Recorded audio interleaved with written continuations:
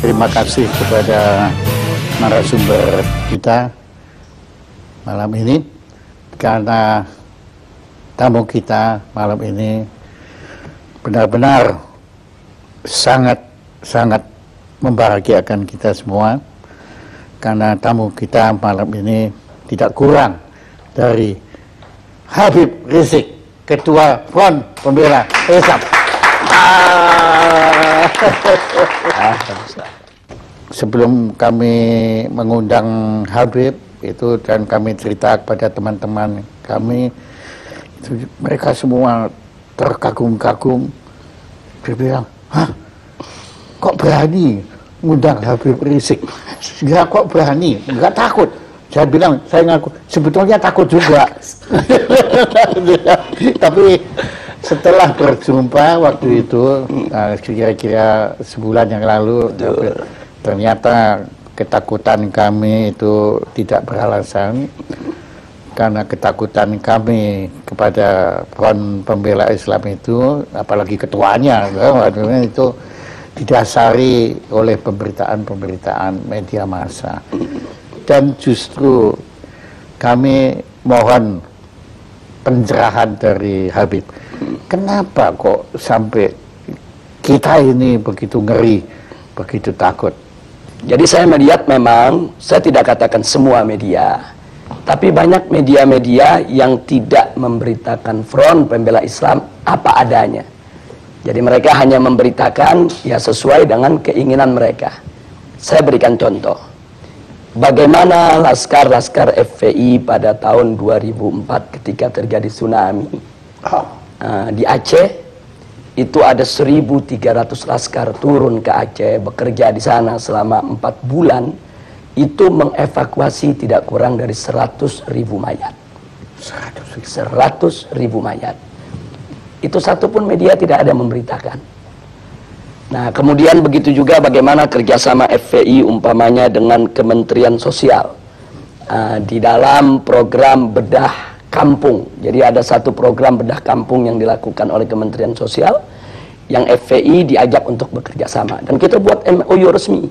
Bagaimana perumahan-perumahan rakyat miskin yang memang tidak layak huni di Jakarta maupun di luar Jakarta, bersama-sama dengan Kementerian Sosial kita turun, kita melakukan bedah kampung. Nah, ini juga kan tidak pernah masuk pemberitaan. Iya, saya nggak pernah tahu juga. Begitu juga kerjasama FPI dengan Kementerian Agama RI.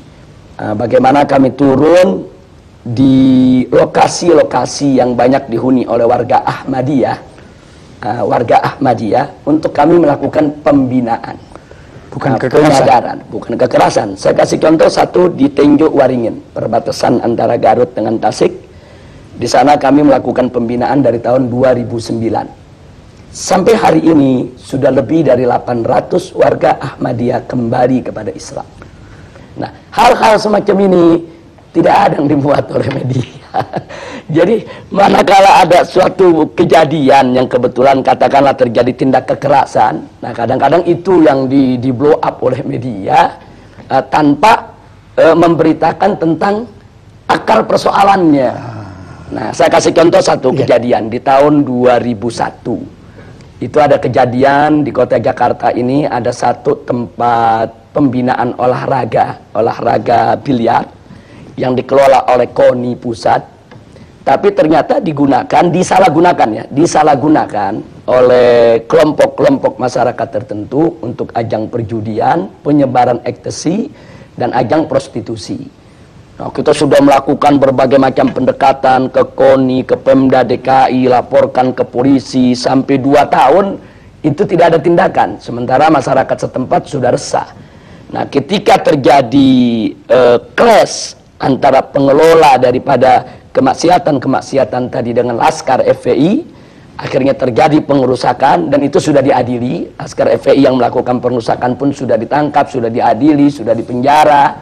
Tapi akhirnya tempat olahraga itu pun sampai saat ini tidak dijadikan tempat maksiat lagi. Jadi sampai di Bendarat berarti memang FPI ini tidak membenarkan kekerasan. Ya, kita tidak membenarkan kekerasan. Artinya kalau memang ada laskar kita yang bersalah, kita serahkan ke polisi. Silakan diproses, silakan diadili, silakan dipenjara. Cuman yang memprihatinkannya Pak Jaya, peristiwa tersebut kan terjadi 2001. Sebetulnya kan sudah clear, sudah masuk pengadilan. Tapi beberapa stasiun televisi sampai hari ini diulang-ulang terus itu pengerusakan. Jadi seolah-olah yang ada di benak bangsa Indonesia ya itulah FPI setiap hari. Ya. Dari segala pemberitaan yang sepihak itu, ya timbul juga kesan bahwa FPI ini sama sekali tidak punya toleransi beragama. Ya, itu kesannya. Ya. Nah, kemudian saya agak heran karena waktu saya berkunjung ke kediaman Habib, ternyata rumahnya Habib di sebelah gereja. Dan saya dengar pendetanya sendiri yang ngomong waktu itu bahwa gereja itu dilindungi oleh Habib. Betul itu. Ya, jadi memang di Petamburan tempat saya tinggal ini ada beberapa gereja. Ada gereja Bethel dari kalangan Protestan, ada gereja Salvator dari kalangan Katolik, ada gereja Lemuel, ada gereja juga Immanuel, ada gereja juga HKBP. Nah, kelima gereja ini di Petamburan sampai hari ini semua bisa melakukan segala kegiatan ibadahnya dengan tenang tanpa ada gangguan sedikit pun dari masyarakat. Karena memang kelima gereja ini tidak pernah buat masalah dengan masyarakat. Artinya gereja-gereja mereka dibangun pertama dengan izin. Yang kedua, kegiatan-kegiatan mereka itu murni ibadah, bukan untuk mengganggu daripada ketenangan masyarakat. Sehingga sudah sekian puluh tahun mereka sampai hari ini tidak pernah ada gangguan apapun. Nah, karena itu hubungan saya secara pribadi maupun FPI yang memang markasnya ada di Petamburan dengan para pendeta tadi, hubungan kita cukup baik. Mereka suka datang ke kita, kita suka dialog. Kemudian kalau mereka punya masalah juga mereka sampaikan ke kita, apa yang bisa kita bantu mereka. Bahkan kalau lagi ada datang musim banjir, nah ini kan Petamburan ini kan rawan banjir, itu kita kerjasama. Kalau nggak salah secara pribadi, Habib kan dulu sekolahnya juga sekolah betul Katolik.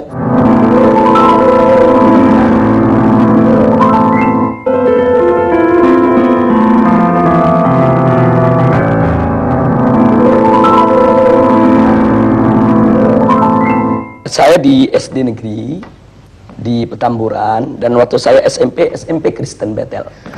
Memang tidak jauh dari rumah saya karena memang waktu itu kan saya lulus SD ini kan usia masih terlalu muda. Badan saya juga masih terlalu kecil. Orang tua kan khawatir kalau saya disekolahkan di tempat-tempat yang jauh. Walaupun ketika itu secara rayon saya mendapatkan SMP negeri 40 Pejompongan. Tapi karena orang tua khawatir, kata orang tua lebih baik sekolah yang di tetangga saja yang dekat. Dan itu Anda lakukan? Dan sebetulnya saya waktu itu sempat menyatakan juga, Ibu, kalau saya sekolah di situ apa nanti nggak khawatir? Ini kan sekolah lain agama. Nah, saya masih ingat betul, saya punya ibu ketika itu jawab, nggak usah khawatir, kamu kan ngaji, ada ustadz. Setiap siang kan kita ada pengajian, sore kan juga belajar sama ustadz-ustadz yang lain. Jadi dengan banyaknya ikut pengajian, nggak usah khawatir lah. Toh kamu belajar di situ kan belajar pengetahuan umum. Iya. Saya pikir juga sekolah-sekolah Kristen yang manapun, dimanapun di Indonesia selama ini, kalau tidak ada pemaksaan kepada murid yang beragama lain untuk belajar agama yang tidak dianutnya, kan no problem. Nah, dalam ajaran Islam pun kita punya pilar-pilar toleransi, Pak Jaya. Yang pertama adalah sebagaimana Allah firmankan dalam Al-Quranul Karim, la ikraha fiddin, tidak ada paksaan dalam agama. Artinya setiap seorang muslim itu tidak boleh melakukan pemaksaan dalam bentuk apapun kepada orang lain untuk masuk ke dalam ajaran Islam. Nah, jadi ini ketentuan dakwah dalam Islam. Jadi nggak boleh ada orang dipaksa masuk Islam, dipaksa menjalankan syariat Islam. Itu nggak boleh. Nah, itu yang pertama. Jadi artinya la ikraha fiddin, tidak ada paksaan dalam agama. Ini merupakan pilar toleransi dalam ajaran Islam. Yang kedua, itu tidak boleh ada caci maki terhadap agama lain. Bahkan Allah ingatkan, nanti kalau kau hina mereka, nanti mereka akan menghina Allah. Nah, jadi kalau nggak mau dicubit, jangan nyubit, kan begitu. Nah, jadi ini pilar toleransi dalam ajaran Islam. Nah, terus yang ketiga ada lagi pilar toleransi yang lain, yaitu dalam urusan ibadah, lakum dinukum waliyadin. Kata di dalam Al-Quran ini Allah menyatakan kepada umat Islam untuk menyampaikan kepada orang-orang yang di luar Islam, lakum dinukum waliyadin. Bagi kalian agama kalian, bagi saya agama saya. Jadi agamamu, agamaku. Betul. Artinya karena itu Pak Jaya, dalam toleransi bagi umat Islam ini memang sudah harga mati. Jadi ya, aduh, ini kesan semua yang kita peroleh bukan seperti itu. Ya, yang ini kan penyesatan opini yang dilakukan oleh sejumlah media. Saya tidak katakan semua media, tapi ada media-media yang punya kepentingan. Yang salah kita sendiri kok kita tersesat itulah.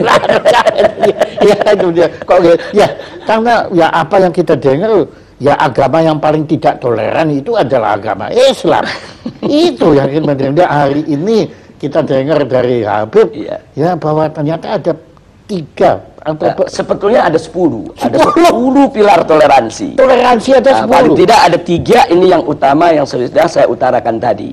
Dalam ajaran Islam ini kita menerima dengan sepenuh hati konsep pluralitas. Tapi kami menolak konsep pluralisme. Ada beda antara pluralitas dengan pluralisme. Nah, kalau pluralitas itu adalah kebinekaan, keragaman. Karena itu Islam diajarkan dengan pilar-pilar toleransi yang kita sebutkan tadi. Pilar-pilar toleransi itu dalam rangka untuk kita bisa hidup dengan benar, dengan baik, dengan lurus dalam masyarakat yang plural tadi. Nah, ini kita sebut pluralitas. Nah, sedangkan pluralisme ini kan suatu isme, suatu paham yang meyakini bahwa semua agama sama, semua agama benar, semua agama pasti akan masuk surga, semua agama ini ajarannya tidak berbeda. Ini sebetulnya yang kami tolak.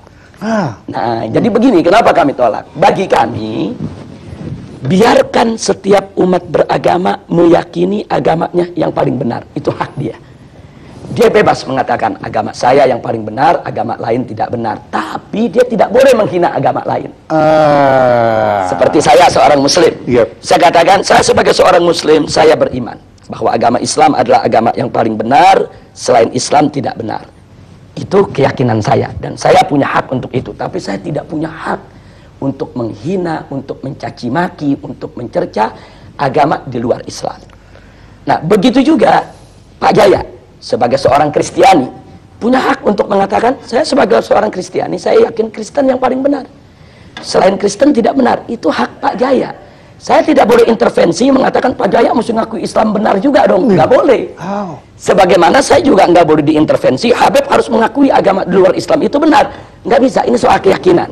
Tapi Pak Jaya tidak boleh menghina Islam. Saya tidak boleh menghina Kristen. Kalau menghina aja tidak boleh, apalagi mengganggu, kekerasan, apalagi membunuh, apalagi nggak boleh.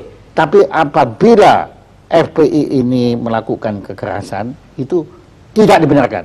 Tidak dibenarkan. Jadi di dalam organisasi FPI ini ada prosedur standar. Yang pertama, kita menunggu laporan masuk. Nah, artinya ada laporan dari masyarakat bahwa di wilayah mereka itu katakan ada tempat perjudian, ada tempat pelacuran, harus ada laporan dari masyarakat. Jadi tidak ujuk-ujuk FPI datang tanpa permintaan masyarakat. Ujuk-ujuk. Ini masih ada logat Betawinya. Iya, jabat ujuk-ujuk itu bahasa Inggrisnya apa itu, Pak? Jadi kita mesti ada laporan dulu dari masyarakat. Nah, kalau masyarakat melapor, berarti kan di sini ada ketidaknyamanan dari masyarakat terhadap kemaksiatan tadi. Nah, kalau laporan sudah masuk, kami lakukan langkah investigasi. Oh, pakai ide investigasi. Iya, artinya kami periksa dulu laporan masyarakat itu benar atau tidak.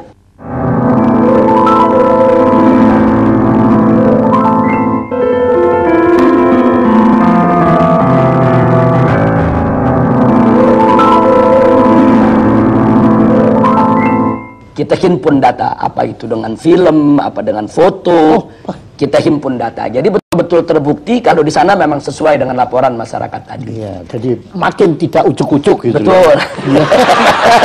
Nah, kemudian setelah itu masih ada langkah ketiga. Setelah data terkumpul, kami lakukan pemetaan wilayah. Oh, Nah, maksudnya pemetaan wilayah begini. Kalau mayoritas masyarakat di wilayah tersebut setuju dengan tempat maksiat tadi, mungkin ada anaknya yang bekerja di sana, mungkin ada warganya yang jadi tukang parkir di sana. itu diperhitungkan. Kita itu namanya pemetaan wilayah. Nah, andai kata masyarakat di sana masih mendukung tempat maksiat tadi, maka kami sebut wilayah dakwah. Kami harus kirim ustadz, kirim guru, kirim pendai, pendakwah untuk menyadarkan masyarakat kalau maksiat itu berbahaya bagi kehidupan mereka. Itu bisa setahun, bisa 2 tahun, bisa 3 tahun, bisa 5 tahun. Kesadaran masyarakat ini Dan kan, itu pernah terjadi. dan memang sering, bukan pernah, sering terjadi. Makanya ada sejumlah tempat maksiat sampai hari ini tidak disentuh oleh FPI. Nah, orang yang tidak paham, mereka pikir, oh ini nyetor sama FPI. Kan begitu. Iya, tapi saya mau tanya nggak sampai hati. Bebas saja untuk ditanya. Ujuk-ujuk tanya. Jadi maksudnya kalau tempat tersebut, kalau warganya masih mendukung, kemudian kita melakukan satu aksi fisik lah katakan, itu kan akan jadi konflik horizontal antara FPI dengan masyarakat, Pak Jaya. Dan itu Dan dihindari. itu tidak boleh. Kalau setelah kami investigasi, ternyata masyarakat mayoritas memang nggak suka dengan maksiat tadi. Cuma mereka tidak tahu jalan bagaimana cara menutupnya. Mereka sudah lapor ke RT, ke RW, ke lurah, tapi tidak membuahkan hasil. Nah, ini kami sebut wilayah hisbah. Artinya dukungan masyarakat kan kita sudah dapat. Nah, tinggal bagaimana menuntun masyarakat tadi untuk menutup tempat maksiat tadi. Bagaimana cara kami tuntun? Kami bawa mereka ke tingkat yang lebih tinggi. Kami bawa ke camat, kami bawa ke gubernur, kami bawa ke DPRD untuk dialog. Kami ajak mereka untuk mendemo secara damai, kirim surat, kumpulkan tanda tangan masyarakat yang minta itu ditutup. Nah, manakala aparat sudah turun, tutup karena tekanan masyarakat begitu kuat, tugas FPI selesai. Makanya saya pernah dengar Habib bilang kalau tidak ada maksiat, kan bilang Iya. diminta FPI Bubar. membubarkan diri, dibubarkan. Iya. Habib bilang apa waktu Ya, itu? jadi kalau maksiat itu sudah tidak ada di Republik ini, pemerintah menegakkan hukum secara benar, FPI bubar sendiri. Saya kasih contoh. Sekarang yang namanya judi kan ada undang-undang yang melarang. Iya, iya. Yang namanya pelacuran kan ada undang-undang yang melarang. Iya. Yang namanya minuman keras kan juga ada aturannya semuanya. Kalau ini semua ditegakkan oleh pemerintah dengan baik, dengan benar, berarti kan pelacuran tidak ada. Berarti kan perjudian tidak ada. Nah, kalau ini dilakukan dengan benar, FPI kehilangan kerjaan, Pak Jaya. Itu kalau kami boleh tahu itu kasusnya apa yang Habib sampai masuk penjara itu? Yang di penjara itu pertama waktu tahun 2003. Oh, yang pertama? Ya, 2003 Ya. itu sebetulnya simpel saja. Saya diundang dialog macam ini di sebuah stasiun televisi. Oh iya. Kita berdebat dengan salah seorang perwira televisi. Nah, kemudian di dalam debat tersebut pihak kepolisian itu mengatakan di Jakarta ini tidak ada tempat judi. Tapi saya mengatakan ada tempat judi, Anda jangan bohong. Saya bawa daftar alamat-alamatnya. Ini loh alamatnya, saya bilang, tempat anu alamat sekian, tempat anu alamat sekian, tempat anu alamat sekian, dan seterusnya. Kesimpulannya, dalam forum itu polisi ini terdesak. Besoknya saya dilaporkan penghinaan terhadap pemerintah. Akhirnya saya masuk penjara 7 bulan. Nah, jadi itu yang jadi persoalan. Makanya kadang-kadang saya sekarang bercanda kalau diundang dialog oleh polisi, ini jangan kalah ngomong ditangkap lagi. Iya. Kalau kita dialog kemudian orang kalah ngomong kita dituntut kan repot, Pak Jaya. Iya, untungnya saya bukan polisi ya. Itu tahun 2003. Itu pertama. Ya, tapi kalau waktu tahun 2000. Tapi hikmahnya Anda menulis ini ya, Habib, ya. Betul. Nah, adapun pada tahun 2008 itu terkait dengan peristiwa insiden Monas. Nah, karena di insiden Monas itu kan ada kejadian Laskar Islam, itu kesatuan daripada berbagai macam ormas, terjadi bentrok. Ya, itu dengan komponen masyarakat yang ingin memperjuangkan untuk membela atau menolak Kepres pembubaran Ahmadiyah. Sebetulnya itu tidak perlu terjadi, cuman karena ada orasi-orasi dari kelompok mereka ini yang yang provokatif dengan mengatakan Laskar Islam ini dengan kata-kata yang nggak bagus lah, tidak layak untuk saya ungkapkan di sini. Akhirnya laskar-laskar terprovokasi nyerang mereka. Nah, tapi karena di antara mereka ada FPI yang kena FPI, kita yang kena biangnya Pak Jaya. Dan ada yang ujuk-ujuk masuk penjara. Akhirnya masuk penjara. Pada saat kita ditangkap, polisi pun ditanya, ini Habib Rizik ditangkap pasalnya apa? Oh, nanti pasalnya lagi dicari dulu. Kalau itu pejabat yang ujuk-ujuk itu. Tapi nggak apa-apa, itu semua ada hikmahnya. Anda terima itu dengan... Oh ya, itu resiko perjuangan, kita terima tanpa dendam, dan saya ambil hikmahnya. Tanpa dendam. Tanpa dendam. Nah, alhamdulillah. Nah, terima kasih Habib.